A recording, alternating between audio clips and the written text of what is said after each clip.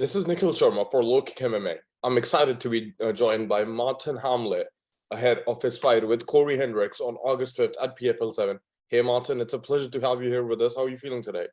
Thank you. I'm feeling great. Just arrived in New York and ready to go. Oh yeah. How are you feeling about the matchup? You'll be taking on Cory Hendricks. How do you see this fight going on? What do you feel like you match up with him now? I think it's a good matchup. I faced him like 1 year ago, over a year ago, and yeah, I fell short in the third round with just a minute more of the fight. But I see on the judges score, and I felt like I won for 13 minutes. So I don't forget that I had him for 30 minutes. So I think little bit changes, and I see myself as a better martial artist than him, and I think that this time it will be like, look like more easy for me. So are you looking for vengeance here, or do you feel like when you look at the first match, do you take much away from that? Do you feel like you almost won the first one? Yes, of course. I knocked him down. I wrestling with him to the cage almost the whole fight. So, but last time he got the finish. So he's a hard worker. So, but I'm prepared for 3-rounder. He's not a guy that's easy to finish, but I think this time, if I don't get the finish, I will get a comfortable decision. When you look at the first fight, right, and you look at the same opponent, what do you feel like you did wrong, or what mistakes are you looking to improve upon this time around? I wasted too much energy in the clinch, for sure. Too much energy on the punches. Not that I'm going to hold back at this time, but I believe that I don't need to put so much power in the punches to finish him. You know, it can be like 10 or 15% less power, and I'm will still have energy, and he will still go down with the punches. So I think just more tactical, smart this fight. Change it up with the wrestling, with the striking. But I saw last time that the wrestling worked good at him. So I'll probably do a lot of wrestling with him, and I feel in great shape. I had a fight 6-7 weeks ago, so it felt like and I lost that one, but I won the first in April. So my training this year had just been all the time, just training, and then I had a little break after the last fight, like just like two weeks before they called me. You want to meet Cory in New York, and I had like 4 weeks to prepare for that. But I tell you that I have never felt better shape, and I believe that it's because I got this 2 weeks of vacation. So I didn't. For normally when I have a fight and I take a vacation, you always thinking a little bit on the fight, so your head not resting. But this time I got fully 100% resting for 2 weeks, so it feels like a new start, and a new Marthin Hamlet for this fight. You feel like you were able to move on from your previous encounter and go into the next fight fresh from mentally, yeah? Yeah, fresh mentally. I believe I was very tired mentally because I had 6 fights in 1 year. That's 6 fight camps. That's almost training through the whole year. So and now I got that little space I needed to go a step up, and I believe people will see that. I'm motivated. I'm feeling very, very fresh. Yeah, and you mentioned you're coming off that TKO loss to Joshua Silveira in June this year, right? Does that affect you mentally, Martin, when you're going into this fight? Does that play a role? Absolutely not, because the worst thing that can happen is that you get knocked out in the first round. What happened last time? The worst thing happened. And when that happened to you, it's like taking a lot of pressure. You're not scared about that move anymore, and that's why experience is worth so much. And that is what people going to see. Like, it doesn't count what happened 6 weeks ago, 4 weeks ago, 3 weeks ago. What's counting? It's what's happening on Friday night. And I've been in the same position as before, not with a TKO loss, but I have been winning and meeting a guys that coming from a loss, So it really doesn't matter, the winning and losing. It just matters the motivation for the fight. And I tell you, I'm really, really motivated for this fight. Wow, it's very interesting to see because I interviewed Cory Hendricks a few days ago, very recently, and he shared a very similar sentiment to what you're saying right now, where it's like Yeah. every fight is a different fight. You can't take anything from the first one, from the previous one. The fight is going to be Yeah. the fight that's going to be on that night. Yeah. So just interesting to see you both share the views there. So Martin, what's your official prediction for the fight? Marthin Hamlet by decision. Of course, that'll be unanimous, I'm guessing. I think it will be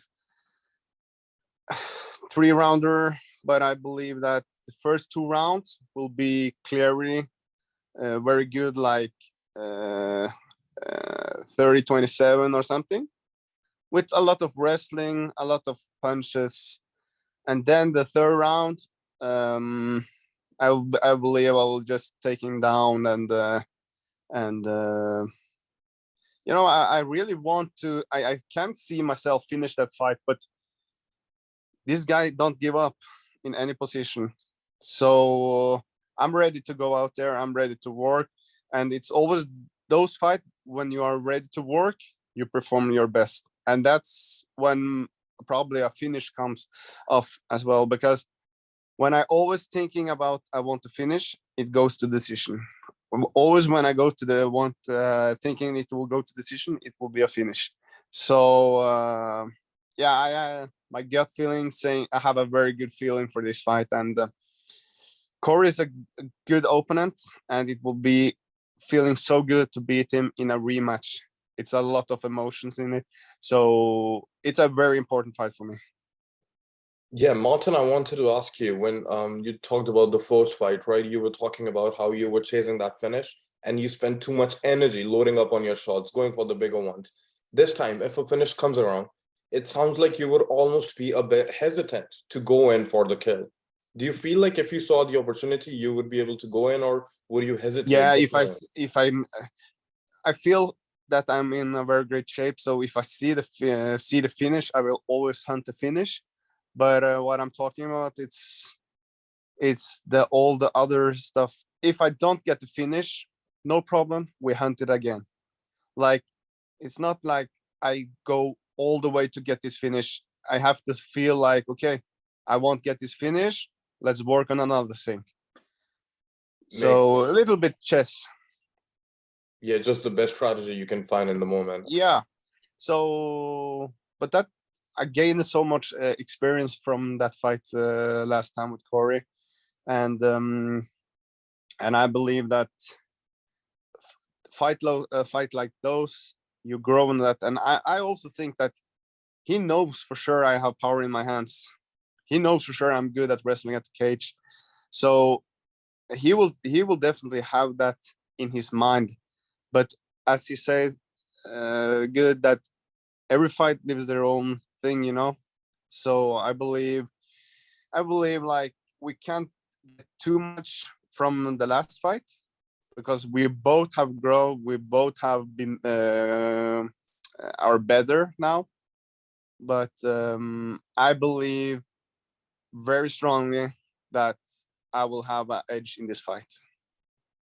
Yeah, now let's assume that you get the win. You have won the on Friday night. What are you looking ahead to do in the PFL? What are your goals? No, I really want to, I want to win this fight, push the reset button, and just start over next year. But if PFL final is in Europe, it will be awesome to be on that card. So PFL final card, that's the one that you're chasing on if it's in Europe. But if it's not in Europe, then you're not that interested. Yeah, I'm interested, but if it's in Europe, it will be crazy good to have, some European fans there, bring some Norwegian fans there. But of course, if it's in US as well, it's another paycheck and another opportunity. So I definitely will be accepting that if I get the chance. Yeah, it's interesting that you bring it up because I wanted to ask you about your thoughts on MMA in Norway and where do you see it going ahead? We're working on to get it legal in Norway. So I believe we will get it legal, but we need time to show the community, the politician, that it's not a dangerous sport. It's not more dangerous than boxing, for example. Boxing is legal there. So, but we got a little bit work to do on that part, but it will come. So there have been some positive developments, if I may ask. Yes, it have. We had Jack Hermanson been calling it out when he won in London last time. So it's been discussing in the media and stuff. I believe that is the first step of the process. So Martin, how much would a championship belt mean for you and the people of Norway? Championship belt will mean a lot, but to be honest, it will be, for me, it's the most important thing. I really want to have this win this weekend. I want to push the reset button and work my ass off and come so strong next season. Yeah, Martin, I wanted to ask you, did you see the reception that UFC's light heavyweight champion Yuri Prohaska received when he went back to the Czech Republic after winning the belt? Yeah, I saw it. So do you feel like if Norwegian won the championship, if you or Jack Hermanson got the hands on the UFC belt, because he's already done the Cage Warriors thing, right? If the UFC belt comes to Norway, that would possibly helping it get legalized and just gaining a following. Yeah, I believe that, MMA is very popular in Norway. Very, very popular. People watching and talking about it, but it's just not legal to have events there. So that's the problem. But I think it will come in a few years, of course. Yeah, and before we wrap this up, Martin, I would like to thank you for taking the time out to do this interview here with us. And I would like to give you the floor to give a shout out to any sponsors, teammates, or anyone else you would like to. Yeah, I want to thank my team, my family, and my sponsors. I have 2 US sponsors here, Columbia Care and Brain Tap. So I'm very, very thankful for that. They support me and making my dream come true. Make sure to subscribe to the LowKick MMA YouTube channel for all the latest news, event previews, and interviews with some of the biggest stars in MMA.